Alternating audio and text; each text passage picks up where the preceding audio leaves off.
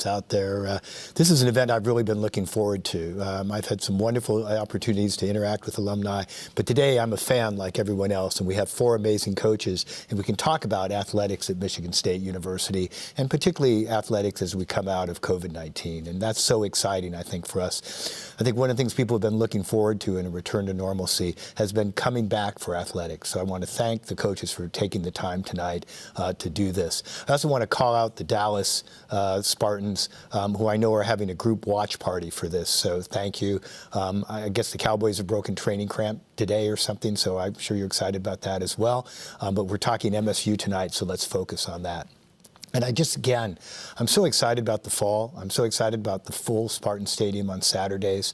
And I think it's really important that we recognize at this point how well these coaches and our athletes handled COVID-19 and the kind of challenges they faced. This was without a doubt one of the biggest challenges that athletics has ever faced at Michigan State University. Certainly in terms of our funding, we lost revenue from canceled games. We lost revenue from the inability to hold in-person events, but also in terms of the stress on athletes and their concern about safety. As I think we always try to do, student success and student safety was at the forefront of the work we did, but it was a challenge, and I'm looking forward to hearing from the coaches on how they were able to face that challenge and what they're looking forward to as we recover. Athletics is really a front porch for the university. It's how many people see us.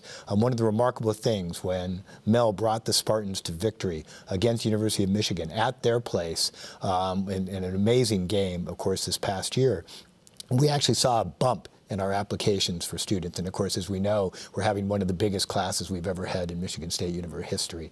So athletics really matter to people. It's how they view the institution. It may be the first name recognition for someone and help bring them to the institution. So it's so important, and again, so important for our student athletes as well, who are, by the way, amazing.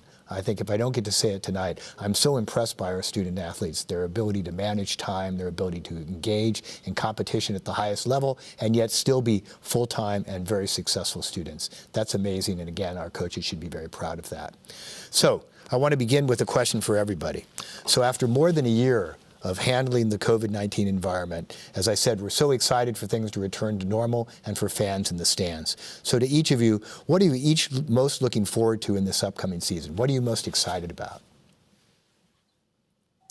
Mel, I'll go for you first, because you're in the upper corner. It's not picking on people. You just have to be upper left-hand corner. Good. No, I tell you what, there's so many things that I'm excited about, but I'm really looking forward to going into Spartan Stadium with a packed stadium. I'm talking about the place freaking rocking, like the band playing, the cheer team, the dance team, running out of the tunnel. I'm talking about the place being like the most relentless atmosphere like in the history of college football. That's what I'm looking forward to this fall.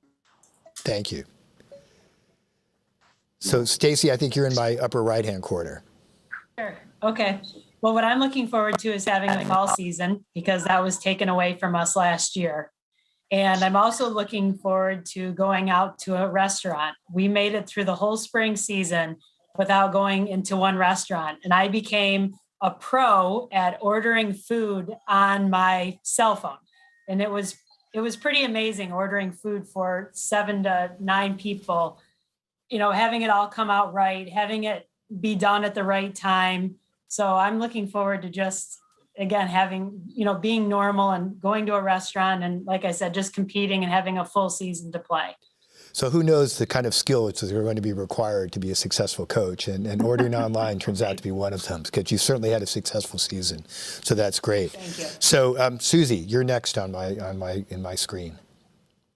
Sure. Thank you very much. I appreciate the opportunity to be here.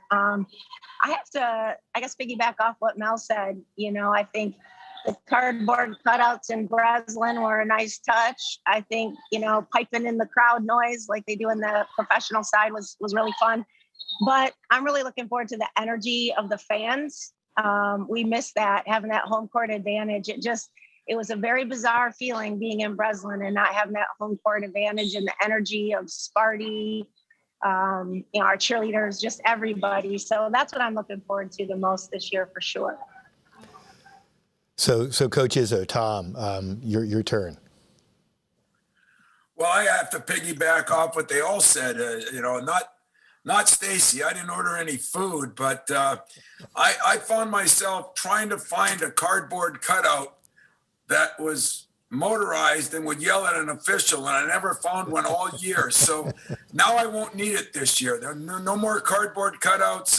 We're going to have fans in the stands. We're going to have some fun, and we know what the atmosphere is like here, and it's going to be special. And I'm looking forward to Susie's and Mel's, and I'm looking forward to getting back to my competition with Stacy, since I think I got one more Big Ten championship than she does, but we're on this fight every year. So I'm looking forward to trying to get back in championship mode. Well, that's incredibly exciting, and I'm certainly behind that. It's wonderful to win as many championships as we can, and it's amazing when you win a Big Ten championship. Our conference is so incredible. The level of competition is so amazing. I think the best in the country, in my mind, and I think it's always exciting to be able to prevail under those circumstances. And I should ask athletics about what happened to my cardboard cutout, because there was one of me there. I don't think I ever saw it in person, but there was one there. So I should see if I could get that so I could use it again, maybe for other purposes, maybe to appear in some events or so on instead with the appropriate, accoutrements. So anyway, so Mel, the first question I have for individuals is for you. And obviously you began your coaching career as a graduate assistant under Coach Nick Saban right here at Michigan State University. And now returning as the head coach, can you tell us your vision for our football program, both on and off the field? Yeah, thanks for that. It's simple. I want to be the best. The vision is for us to have the best program on and off the field, not just in the Big Ten, but in the country. And that's year in and year out. That's on a consistent basis. And we set the bar very high, the standard of performance. It takes what it takes, but that's the vision. And it's a high bar, but that's what we're shooting for, and that's what we're going to get. That's where we're going to get to. Can't argue with that, and that's inspirational. And it's a big challenge, as we've talked about, in the Big Ten and in the country. But I know you're up to it. So, Stacy, this spring the women's golf team, as we've talked about, won the Big Ten championship, and as Tom alluded to, you're sixth since 2011, and competed in the NCAA championship. What were the moments that stood out to you, and how have you been able to sustain excellence during your time as head coach? I think the moments that stood out this fall was just how thankful we all were to be back on the road, and realizing, especially with the returning players that we had on the team, what was taken away from us. And it was very difficult not to travel, not to compete, and kind of walking on pins and needles for a long time, or every week really in the spring. Was something going to happen? Was someone going to get COVID, or the tournament was going to shut down? So I think it's, my memories of what happened this spring. Obviously winning the Big Ten championship is the highlight. Going to the national championship is also incredible. But I think just the resilience of the student athletes and how we just kind of plowed forward and did what we had to do, and just loving that, being on the road together and being thankful for that opportunity. I think we all learned as a group that we can't take anything for granted. We go on the road, we fly around, we play in these amazing tournaments at great courses. And, it's easy to take that for granted. And we definitely did not do that. And I think the second part of your question was about sustaining excellence. And I think over my 25-year career, we've been able to do that because we hold people accountable. And I have very high standards for myself and for everyone surrounding our program. And I remember reading something that Coach Izzo said when I was like a first or second year coach, that he wanted to create a tradition of excellence here. And that means not just winning one Big Ten championship here and there. It was putting yourself in a position to win year in and year out. And I really took that to heart. And I thought to myself, well, I want to do the same thing here. This is my school. I love what I do. I know we can do this here. And now we have done it, and we've got the people that support our program. And truthfully, we could not do it without all of the supporters and the donors. And we're very thankful for them. And then kind of the last part of that, how do we do it, is we continue to recruit players that want to be great. They want to play on the LPGA. They want to come to a place that's proven that time and time again is winning Big Ten championships, and also being one of the best teams in the country. And we've been able to do that over an extended period of time. There's 220 Division I golf teams, and we've maintained our status as one of the top 30 in the nation for over 20 years now. Well, so congratulations. And that kind of consistency is not easy to achieve. And I do like the concept of accountability, because I think that's important, not just obviously in athletics, but to the university as a whole, about we holding each other accountable essentially for our actions, and at the same time trying to pursue excellence as we do that. So I think that's something that, you know, applies to the whole university as well as to our student athletes. But it's nice to see that illustrated in your work. So, so next, Susie, after July, as of July 1, I think we're all aware, the NCAA approved the ability for college student athletes to earn compensation based on their name, image, and likeness, what's now referred to as NIL. Here at Michigan State, athletics has developed the evergame program to support its student athletes with the pillars of brand, empower, educate, and innovate Spartan students. Athletes will be equipped to build their brand name, to make informed decisions within the framework of applicable legislation, and be positioned to maximize their earning potential. Can you talk a little bit about this program and what this means to you and your fellow coaches and student athletes? Sure. Thank you for that question. You know, it's obviously groundbreaking legislation. It's changed the face of athletics, and it will continue to do so. I think Stacy and Izzo and Mel will all say there's probably a lot more questions than there are answers right now. But what Evergreen and what that program is going to continue to do for us here at Michigan State is really help us as coaches and help our student athletes really navigate a space that, you know, we're really not sure what's coming next or how it's going to impact our teams, our programs, and them in the future, like from a perspective that we really understand right now. And so when I look at it and reading about Evergreen and having them partner with 3 different areas and really 3 different just high influential people in the industry of college athletics, you're looking at Influencer, which we've used, and they really do a great job with the images, the videos, the content for access for our student athletes. But they also have another side to them where our student athletes can kind of check their social media analytics, as well as an opportunity for our compliance folks to make sure their deal flow is on point and certainly within the rules and regulations of what NIL is about.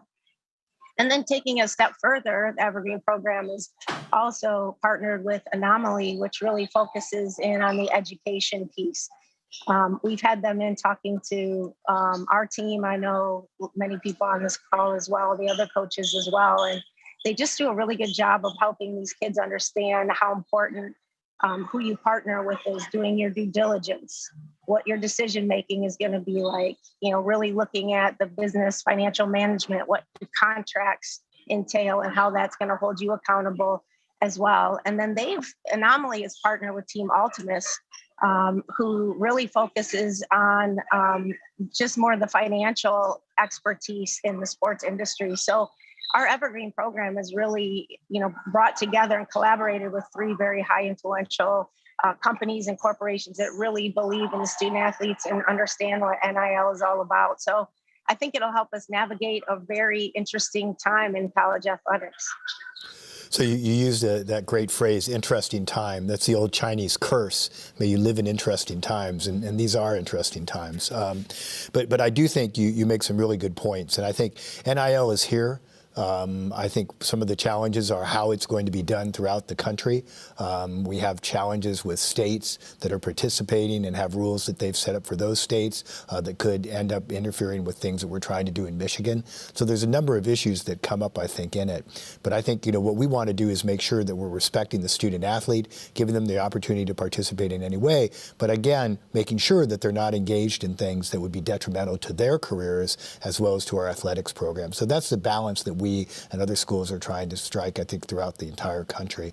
And it is an interesting time. And I think if we have time at the end, maybe I'll throw some of these questions back out to the other coaches as well, because I'm sure people have some opinions or things they'd like to share on that. So remind me to do that if we have time at the end to bring this to more people. So Coach Izzo, Tom, you've led MSU to 23 straight NCAA tournament appearances, as we heard, 16 Big Ten titles, 8 Final Four appearances, and a national championship in 2000. Obviously, you're a legend and someone who's, I think, really of such importance to Michigan State University as a whole. And what's really interesting in some sense is you stayed at this school for your entire career, for which we at Michigan State University are very grateful.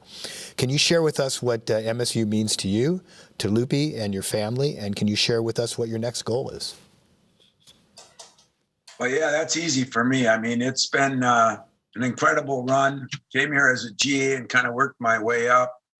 But, it's a labor of love. I mean, I think this place has been great to me. And I think I helped be great to them. And, when you have consistency, and that's kind of like Stacy said, that was my goal. We don't win a championship every year. We don't win a Big Ten tournament championship every year. But if you're in the hunt, I think that's what Susie, that's what Mel want to do. And because of that, and the fact that, I love the beauty of the campus. I love the football Saturdays. I love the camaraderie of our athletic staff. It's one thing my whole career here, and I think Stacy's been here a long time, Susie not as long, and Mel the newcomer. You would probably agree that this place is about everybody helping each other. And we've been through a lot, but at the same time, the goal, I have 2 of them. One is, of course, to win our 3rd national championship as a university. It puts us in a smaller fraternity. It gets us to an elite spot, I think, athletically, especially in our basketball program. And 2 is to try to win multiple championships in the same year with these guys. I think that's what it's all about, man. If we can help each other, I've gotten a chance to help them. They've gotten a chance to help me with recruiting. Mel and I have worked together already on a couple different kids this year, and Susie and Stacy, we've done that. I think we are a good team. And, so the goal is to win another national championship and get Michigan State athletics where it belongs. And that's, to me, back in 2015, we're playing for championships. We had football and basketball, both in a Final Four. Man, life was good. And that's kind of the goal, to get it to that spot. So I'd love to see that happen again, and in these next 2 years would be fantastic. I really appreciate that, and I think one of the things, obviously, Coach, before I came, I read a lot about you. What I didn't know was actually what a football fan you are and how interested you are in football, and I think it's remarkable at an institution. I'm not sure that the men's basketball coach and the football coach always get along well, but I think it's amazing that you and Mel obviously are already working together. And again, you were working closely with Mark D'Antonio as well. And I think that just speaks volumes to the coaches and their willingness to see the big picture, which is having an outstanding athletics program builds for others. If you have a great men's basketball program, that's going to help you recruit to women's basketball. If you have a great women's basketball program, that's going to help you recruit to other women's sports and other men's sports as well. So having premier programs that are known around the country, I think, is really helpful in recruiting and making a difference than what we do. And so speaking of recruiting, Susie, a big part of a college coach's job, and I'm going to toss this to everybody maybe after Susie finishes, because I'd like to hear everybody's view on this. A big part of a college coach's job is recruiting and getting the best student athletes that are going to fit right in at MSU. What can you tell me about the process of convincing a student athlete to enroll at MSU, and what is it like to offer a student athlete a scholarship to MSU? What kind of emotions have you experienced when offering such a life-changing opportunity? And then, as I said, I'm going to ask each of you maybe to talk a little bit about recruiting and how you approach it, because I think it's something our audience would love to hear about. Well, I appreciate that. I'm actually sitting in the corner of a gym in Augusta, South Carolina, as we speak. This is, we have a little different recruiting calendar than the men, and so we're in the second evaluation period. It's the first time we've been out recruiting and in about 15 months. So it feels so good to be back in a gym, but I guess I'm stuck in a corner for now, but I'll take it. I appreciate the opportunity to be here and speak with everybody. Answer your question, that's a lot. There's a lot there. I think, first and foremost, all of us as coaches, you certainly have to look at the skill set and the talent piece. Do you have a need for that position or point guard, post player, center, quarterback, whatever it is. But then I think for us in women's basketball, a couple of the things that I'd like to share is that beyond that, then we kind of do a deeper dive. And I think the three things that are sort of non-negotiables for us would be, we want someone that really has a tremendous work ethic.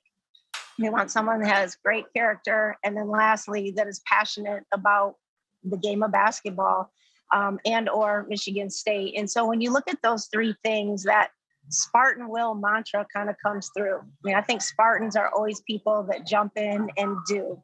They're action-based people. I'm really proud of the fact that we roll up our sleeves and want to change the world at Michigan State. And so we look for kids that fit that with the work ethic, the character, and the passion piece. But then, to take it a little bit further in some of your second questions, Dr. Stanley, were a little bit more about when you sit down. I always tell our student athletes that we're recruiting, and Izzo really kind of touched on this. We have amazing facilities, right? And it is an arms race for facilities. I mean, if you're in football, you want more. I know Coach Tucker probably wants to build a whole new complex out back, and we want to be better in basketball. And Stacy, I mean, that does matter. Bells and whistles do matter. But I think the one thing I will say that I love recruiting to Michigan State is because those things are just bricks and mortar. It's the people in your journey that make the difference. And so at Michigan State, there's so much of that in everybody. It doesn't matter if you're in the registrar's office, admissions, university advancement, you all over in the administration building. It doesn't matter if it's athletics. There's people here that love Michigan State and want to be part of your journey and make you better and to be the best version of yourself when you leave here. So for us, it's a combination of a lot of different things, but Michigan State brings a lot of emotion when you offer a scholarship to student athletes. And those are the ones, when you see those tears and excitement, you've hit the right Spartan and future Spartan. So that's wonderful. And you have answered a question that had crossed my mind, is exactly where you were to do this interview. So now I know. It does look like a high school gym. The background is an idea. Exactly. The cinder block does speak high school gym. So absolutely. So, but that lives a lot of credibility tonight's event that we caught you. And so thank you for taking time in the midst of this important recruiting opportunity to do that. So Mel, Coach Tucker, tell me a little bit about what you're looking for in a recruit. And are there times when you think people's lives have been changed, or you've seen things life-changing because of your opportunity to offer them a scholarship? Yeah, I tell you what, in order to be the best and to win a Big Ten championship and win a national championship, I believe that you have to have as good or better players than the people that you compete against week in and week out. And in order to do that, you have to recruit them. So you have to identify them, evaluate them, and if the guys pass the evaluation, and when you look at a guy, you say, can we beat Michigan with this guy? Can we beat Penn State with this guy? Can we beat Ohio State with this guy? If the answer is yes, you offer them a scholarship. And the guys that we offer scholarships to, they got 20 or 30 offers, and they're comparing Michigan State to the other schools that have offered them scholarships. And for me, I tell our coaches that we have to recruit every single day. You never take a day off from recruiting, and we have to go out there and fight for the best players in the country. We got to offer them. We got to get in the battle, okay, and we got to find a way to get these guys. That's what we got to do. And we have to sell Michigan State. We have to sell academics. We have to sell branding, NIL, all the things that we can do for them on the field and off the field. But we got to get in the fight. We got to beat Ohio State on players. We got to beat Penn State on players. We got to beat Michigan on players. We got to beat Alabama. We got to beat Georgia on players. We got to get in there and beat other teams on players. There's two teams in the Big Ten that have been to the Final Four, Michigan State and Ohio State. There's 11 teams in the country that have been to the playoffs, and we're one of them. Okay, so why not Michigan State? We got 6 national championships. There's a lot of schools that don't have any. So the deal is, what you got to do is you got to get in there, fight for the players, and sign them. We got the coaching staff. We have the culture. You get the players. Now you got a chance. And I'll tell you what, we've changed a lot of lives over the years with offering guys scholarships. You see them graduate. You see them play in the NFL. You see them go on to do great things. And without football, some of these guys wouldn't have this opportunity to go to college. and that's the great part about it. But I really believe that we can get the best players here. We just got to go out there and fight for them, and that's what we're doing every day. And the scale you have to do that on is tremendous, right? So how many new players do you need to recruit basically every year? We're going to recruit every year at least 25 players. Yeah, We that's brought incredible. in, we signed 34 this year. We counted 9 back. We had 25 initials, and it was an unusual year. But we're looking to sign 25 every year. Yeah, well, that's fantastic. And, I had a chance to visit practice, and I got to run after Coach Tucker, who was running in a sprint basically between drills. And I was, lagging behind him and then cutting across, the team. Everybody goes at full speed to the different drills they're doing. And so it was a unique experience for me. But what I saw was that incredible intensity. And I saw people, I think, athletes who are really buying into this. And I think one of the points you made, Coach, is so important that we know what gets lost sometimes is, of course, they're coming to a great institution in Michigan State University. So that scholarship is a life-changing opportunity. Even if your life doesn't get changed necessarily by playing pro sports, your life gets changed by having the opportunity to develop the discipline to succeed in sports, the opportunity to be with teammates and form networks that will last for a lifetime, and then the opportunity, of course, again, to get a Michigan State education, which will help you be successful in many things you want to do in life. So that's, I think, a really important thing to remember as we think about this. So Coach Izzo, tell me a little bit about, Tom, tell me a little bit about kind of your thought as you're recruiting people to the amazing Michigan State University basketball team, men's basketball team. Well, like Mel, I look at better players make you a better coach. For you, the best props make you a better president. I think for all of us, if you get people that you're working with, they make you look better. And so there's a combination of things there. I look at about 3 or 4 things. Believe it or not, one of them is he a winner? And a winner means what kind of kid he is, what kind of student he is, what his goals are. I think people just think everybody wants to win. Everybody does want to win, but very few want to work to win. So you got to find a winner. I think number 2 is he have physical and mental toughness? I think you can win a lot of games with certain people, but you can only win championships with guys that are physically and mentally tough enough. And that doesn't just mean smash mouth. I think mental toughness this day and age, with all the mental health issues that we have now and the different things that the pressures these kids are under, I think we need mentally tough kids, and we got to help them become mentally tough. Being a champion, I tell them when they come here, if you're not expecting to be a champion, I really don't want you here. And there's going to be a price to pay for that, a lot of roadkill. So being a champion is one. And the last one for me is, I tell Mel, I told all of them a couple of years ago, I picked up on the 3 L's. Do you like what you do? Do you love what you do? Or do you live what you do? And if you're not loving to live in it, you'll never be good enough to win a championship or be an NBA player. And I think there's a lot of players out there. There's a lot of people out there that like what they do. The people that love what they do work a lot harder, but the people that live what they do, and I know all 3 of these other people on this call, and they're morning, noon, and nighters. They live what they do. They put the time in. They don't just expect it from their players. They expect it from themselves and their staffs. So living what you do and finding players that really care enough about it to live the game, I think are important. Well, clearly you've done it extraordinarily successfully, and some amazing people have come through our program, and we'll talk more in a second about the gratitude they have for the experience they've had, and we'll come back to that in a second. So Stacy, how about recruiting for you? So we've always looked at 3 things in this order: character, grades, and talent. And that's what we've built our program on. And it's kind of funny, we always say to recruits, may sound funny that golf is last or 3rd in our list, but we know that if we get people who are meant to be Spartans, we're going to be successful. Grades are just an indication most times of their work ethic, their output in the classroom.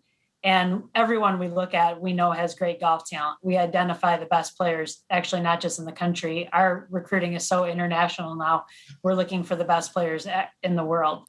And so that's what we start with. And we spend a lot of time on, in this day and age, on Zoom, on FaceTime calls, just getting a feel for the player. And if they're a Spartan, we look at what their background is, their family, what their beliefs are, what they want. If someone says that they're interested in becoming an LPGA Tour player, that's like a check mark in our box because most of our players want to play on tour, and we want to help prepare them at Michigan State for the LPGA Tour. We talk a lot about their upbringing, their family, their dynamics of their family. It's been helpful with once WhatsApp and FaceTime came about because we actually can see where their house is, what their house looks like. I mean, it's just all these little things that add up to figuring out who this kid is. And then if you want to offer them a scholarship. And I know that's a question that, Mel answered, and I would kind of say the same thing about, is there a lot of joy or excitement? The players that we're recruiting also have 15 to 20 offers from the best schools in the country. So a lot of times there isn't a lot of joy or excitement when you first make that offer, but when they decide to be a Spartan, then the joy and the excitement is present. And sometimes that just takes them a little while to figure out, that Michigan State is the right place. And we really feel like every player we recruit is meant to be a Spartan. And they're not necessarily the best players in the country when you look at the rankings perspective in junior golf, but they are truly Spartans, and they're in the right place and in the right program. And that's what allows them to be great. And that's what allows our program to continue the success that we've had over a 20+ year time period.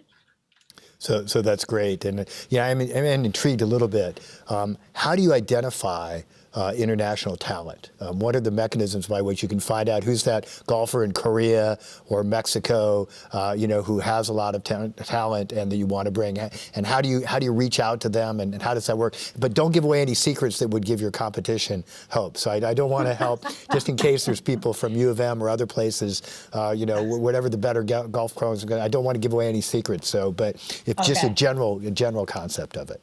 Sure. Well, the first thing to realize is that every international student has one goal. They want to come to the U.S. to play a sport or to play golf. So they are all using anything they can to get seen by the college coaches. There's a lot of tournaments throughout the year that international students come to the United States to play in these specific tournaments, and most of the college coaches will be there. So they know those outlets. Right now, the European Ladies Amateur Championship is going on in Italy. That is a major, major tournament that, even though we can't be there right now because of COVID, every college coach is watching the results of that tournament. So it's pretty easy to find and see the players. Also, a very unique thing about the international players that I think we're really lacking in the United States is national teams. So I'll take our player, Pathmar Fassans, who just graduated. She's from Barcelona. She came back for a COVID year this year, got her master's of accounting. When we were recruiting her, she was part of a national team in Spain, in Barcelona. So she was identified as one of the best players in Spain. Then the Spanish Federation paid for her high school and all of her training at a specific high school just for athletes. So she received what I would say a college experience, but in high school. They had dietitians, they had trainers, she had sports psychology, she had coaches, specifically golf coaches. So when these internationals come to us at Michigan State, they know the system of what they're getting into and how it all works. So it's very interesting what I found in the United States, at least for golf. I can't speak for the other sports. We really don't have that. All we have are these specific schools like IMG, where parents can pay a lot of money to send their kids to these specialty schools, but we don't have any federation or type of funding that's going to our players to help them become the best and be recruited as American citizens to our colleges. Thank you. Well, that's a great answer. So I'm staying with you. You happen to be the next question on my list. And you kind of alluded to this a little bit. Your teams have won the Athletic Directors Award for having the highest GPA in a team sport for a women's sport multiple times. First off, congratulations. Second, what's your secret to student athlete and academic success? Sorry about that. What's your secret to kind of your student athletes' academic success? And how do you really ensure a holistic experience on and off the field for student athletes? And I like this second part of the question about a holistic experience, and maybe I may toss it, depending on time, to the other coaches as well. Okay, so the academic success first. Again, it goes back to recruiting. So we are recruiting players that want to win in everything that they do. So whether it is in the classroom, on the golf course, in workouts, as community members, they are driven, like Coach Tucker and Coach Izzo and Coach Merchant all alluded to. We are all looking for that specific player that will give everything they have in every arena that they enter on a daily basis. I think with the academic success, after about 2 or 3 years of winning that award, that also became a challenge to the team that we wanted to see how long we were going to be able to win that. So the Big Ten trophy became just as important, the academic trophy became just as important as the Big Ten trophy in our team. Now we've slacked the last couple of years. We got to get back on top again, hopefully after this year. But it was an amazing run, and no one wanted to be on that team that blew it. And it was heartbreaking a couple of years ago when we lost after 8 years. But it's just another competition, and all of my players, including myself and Caroline, my assistant, love to compete in everything that we do. That's why our little competition with Coach Izzo and the basketball team is also a lot of fun, because Coach Izzo and I give each other a lot of crap, excuse the term, over the year of how we're doing and what's happening when the Big Ten championships come up. And as most of you may already know, he holds this over my head all the time. I have 0 national coaching awards as of yet, and I do not have the national championship trophy yet, but we are working hard every year to try and get one, I can assure you. And then the next question about the holistic approach, I would answer that question saying we do a lot of things with our team outside of golf. For instance, every year we will take the team to see a Broadway play at the Wharton Center. We will take the team, we've gone to watch our baseball team in Florida. We've gone to professional hockey games. We go to Disney.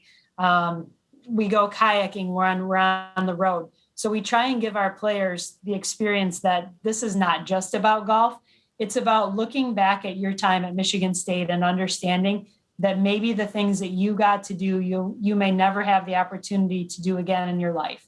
And so we always want them to look back and say, wow, that was amazing that, we got to play this golf course or meet this person, or look at the experiences that I've had and look at the people that I've gotten to meet, that I have relationships with, that are Spartans that are going to help me throughout the rest of my life.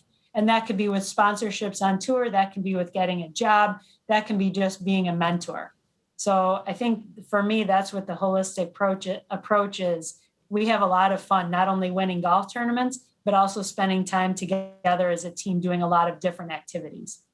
That's great. Thank you. And Susie, if I could ask you the same question about kind of building the holistic experience for student athletes. How do you get that sense of team and camaraderie that I think can be so important for winning?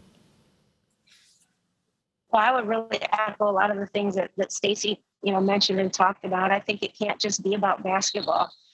For us, if it is, it becomes a business, and they're not as engaged, and you're not going to get as much out of them. And so I think as coaches, our responsibility is to look at 3 areas for them while they're here. And certainly the basketball piece is important, because the kids that we recruit are passionate about their sport. They want to be good. They want to get drafted. They want to win at a high level. So there's that basketball component. But then I also think the academic piece, are they reaching a potential? And everybody's potential is different. I don't have everybody on my team with a 4-point or a 3.5. Someone's 2.5 might be their 4-point, and we have to celebrate that, as we have at Michigan State. Are they the best versions of themselves in the classroom? And then lastly, I think is really what Stacy touched on, is that social piece. They want a relationship as individual as these kids come in now, I would say, just because of social media and sort of the narcissism in society. I think they're dying for a connection, for value, for, something real in their lives, a sisterhood, a connection they're going to have forever. And so I think part of that is doing the things much like Stacy does, whether it be coming to my house for barbecues or cookouts, whatnot, traveling, doing fun things. We've taken them to Hamilton and downtown Chicago before. We've done a lot of fun things away from the court.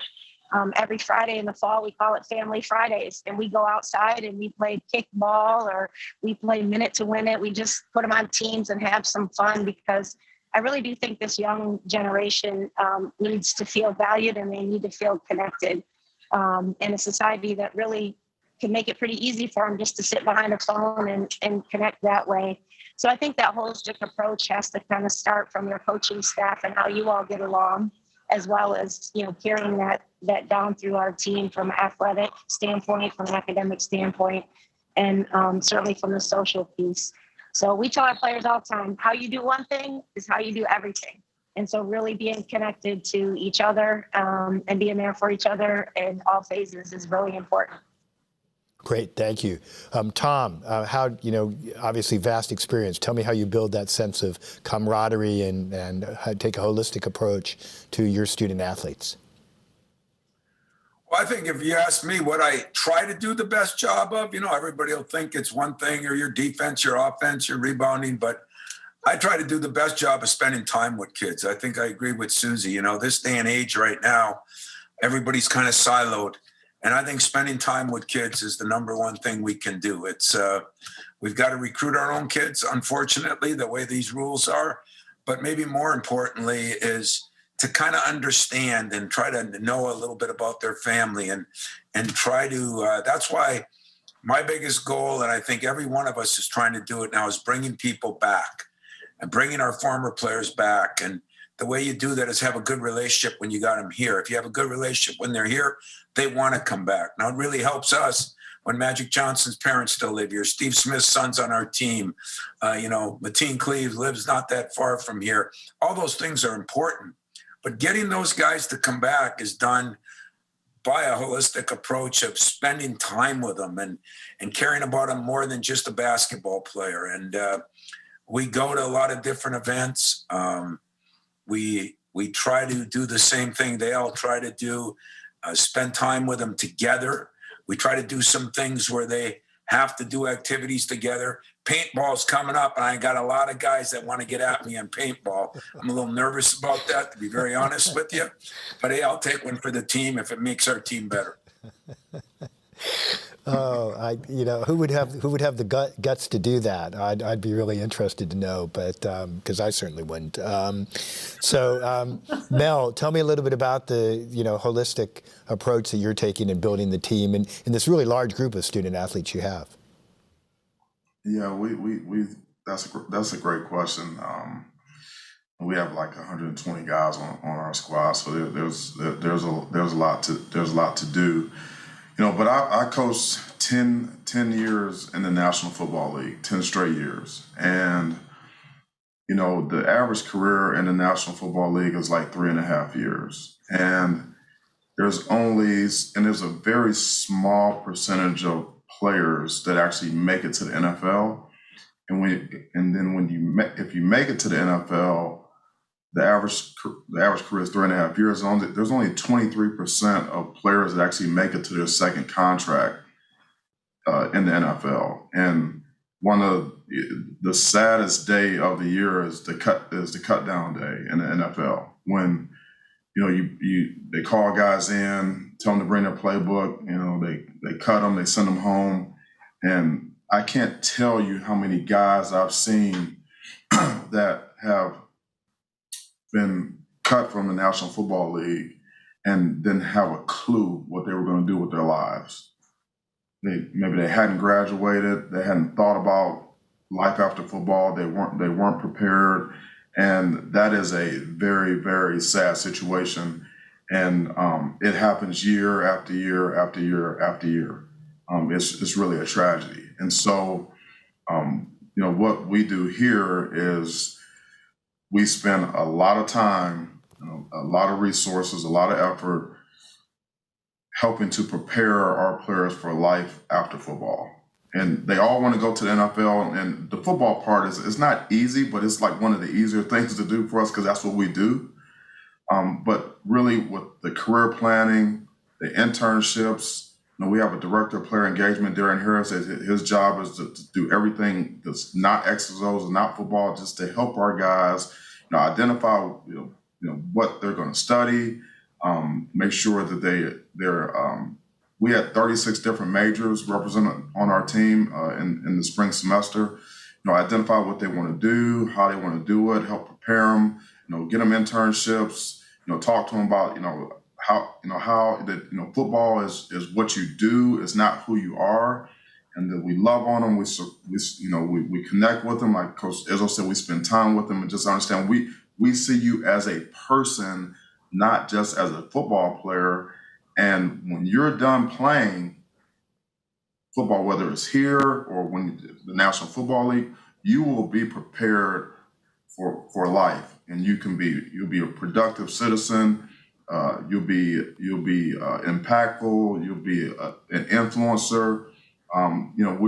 It's really about transforming our players, and then in turn, when they leave here, they transform the people that they lead in their lives beyond here. And so,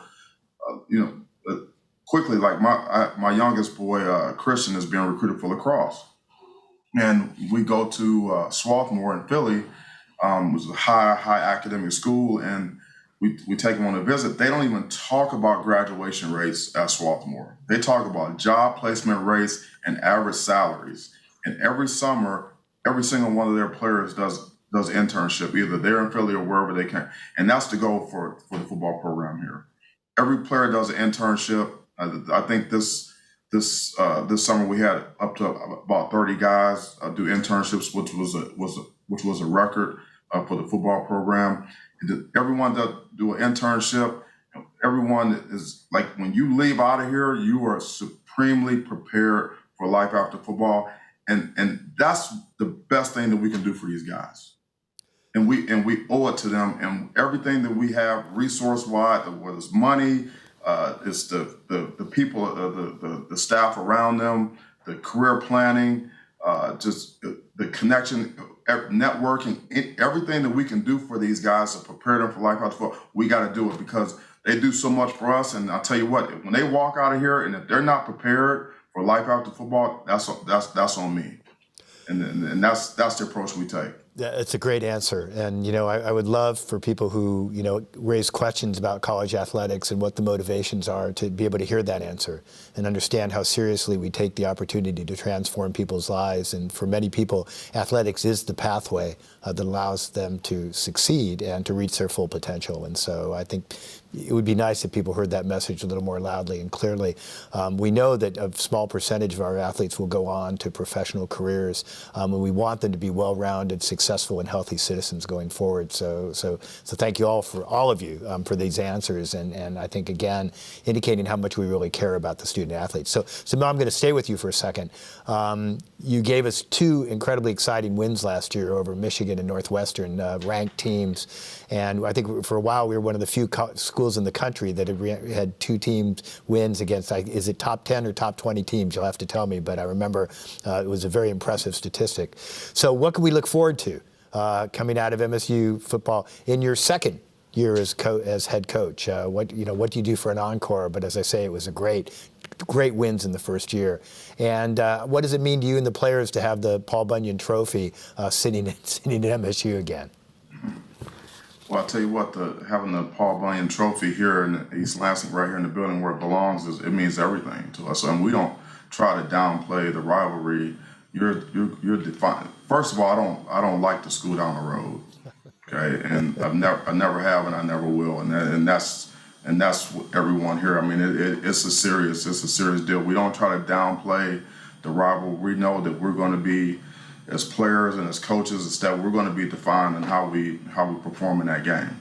And so the goal every year is, whether it's home or away, is to find a way to win that game and look good doing it, and keep that trophy, that Paul Bunyan Trophy, here, and have the bragging rights. And I can't even imagine it not being that way, and I don't even want to think about it. So I probably need to spend a couple extra hours here tonight working and making sure, and recruiting, making sure we get that done.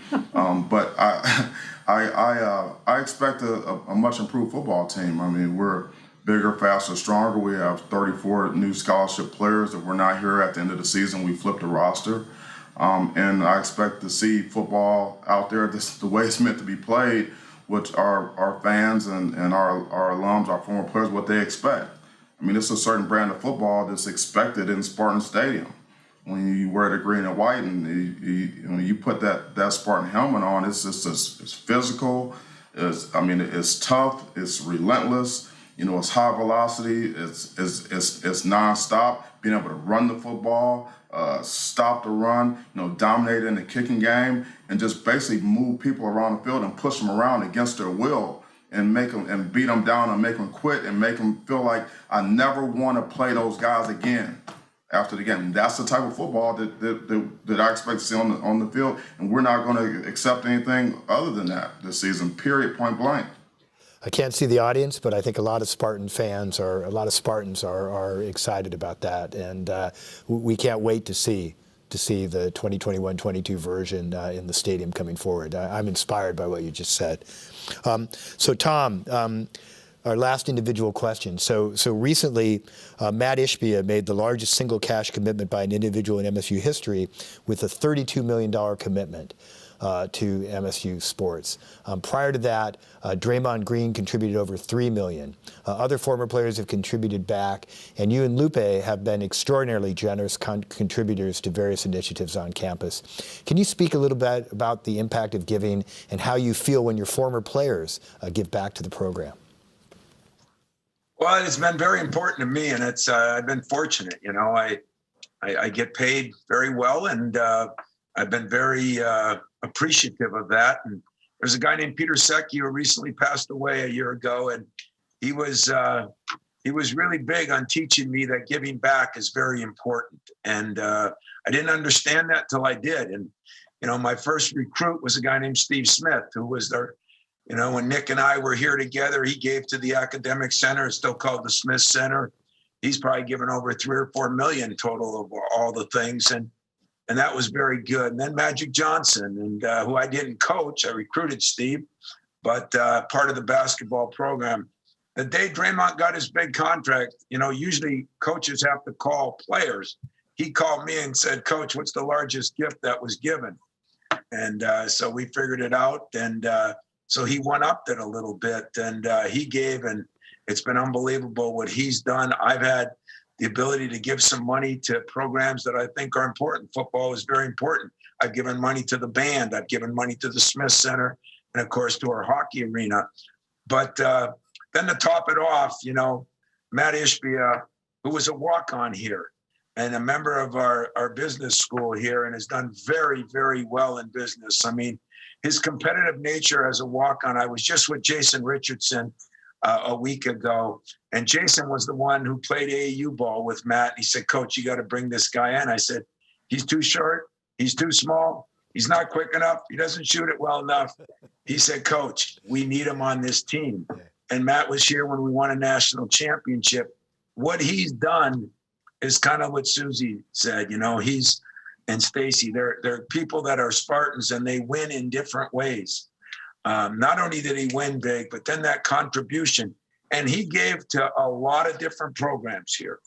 The only one he didn't give to was the Izzo Retirement Fund. I think that's coming on the second one. But other than that, he's done an unbelievable job of giving money and spreading it out. Mel talks about entrepreneurship, something that we haven't done as good a job here.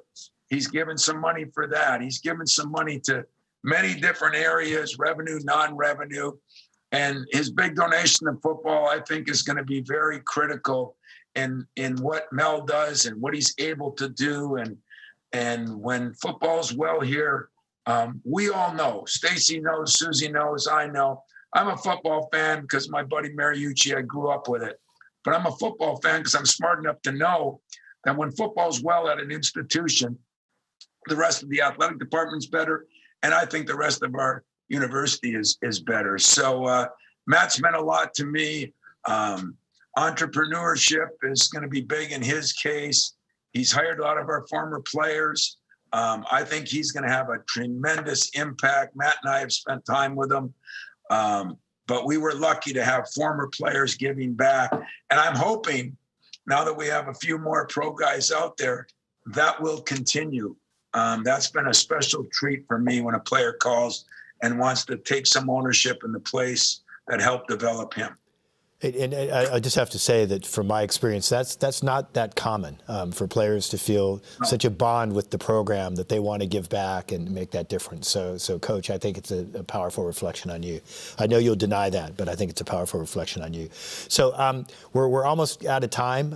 I did want to give the last question that just maybe is there, do you have any parting words of wisdom or a motivational quote or anything for our guests tonight? And I'll just go around and I'll begin with Coach Izzo. Yeah, I think that the biggest one is, we all know with COVID and all the things we've been through, it's been tough, but we look in sports for difference makers. And I think our alums out there, I hope you're all difference makers. That doesn't mean just give money. It means spread the good word. We're going to get this thing to championship level. And that's in every sport. And that's our university. If you haven't been back in a long time, this place has gotten bigger and better. And what they did with the roads, what they did with the new buildings, it's a heck of a place. So spread the word, because the Spartans are coming at you. And we need your help. We need all of your help. There's 550,000 living alums. Someday I hope to touch each and every one of you. You're going to get our work. I promise you that. Thank you so much, Coach Izzo. Thank you, Tom. Mel. Yeah, well, motivation, words of wisdom. I would just say don't be afraid to fail. Don't be afraid to get out of your comfort zone. Don't be afraid to set high goals, write them down, tell people about them, and then go after them, with everything you got. And because I don't believe in self-imposed limitations. Nobody's going to tell me what I can and what I can't do. You set your mind to it, and then you do whatever it takes to get it done, and you don't surprise yourself. That's what this is all about. You get one spin. You only live once. You got one crack at it. You might as well go for it. And if you stumble, if you fail, get back on the horse and get back at it and make something happen. Be a difference maker. And that's what I believe that really a Spartan is and should be. Whether you're a player, coach, staff, alum, whatever. That's what this is all about. We need to be the best. We should be the best. And we shouldn't take a backseat to anybody. Amen. Amen. Stacy.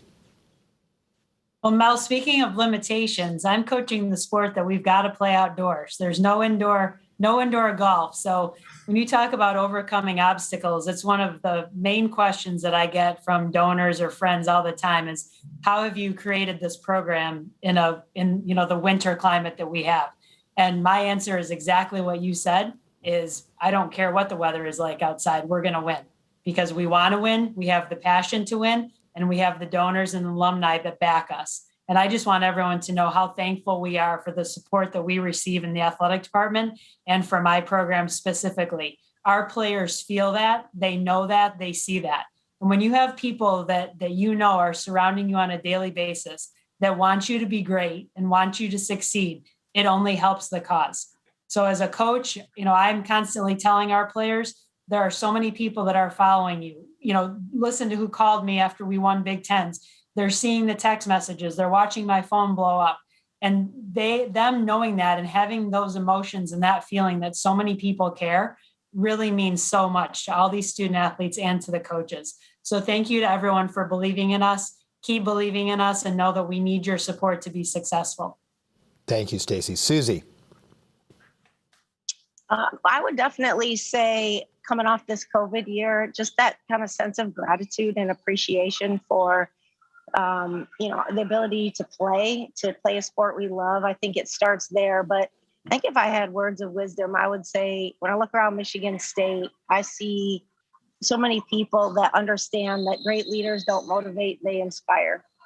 And the three on the call that I'm with, that's exactly what they do. Motivation is temporary, inspiration is a lifetime. And I think when I listen to Stacy and Mel and Izzo talk, you can sense that about them. And I know there's a lot of faculty, staff, community leaders right in East Lansing and Lansing area on this call. And I just want to say thank you for being an inspiration to all of us, because our student athletes feel that, our coaches feel that, and we have a lot of gratitude and appreciation for each and every one of you. So thank you for the opportunity to be here. Well, thank you all so much, coaches.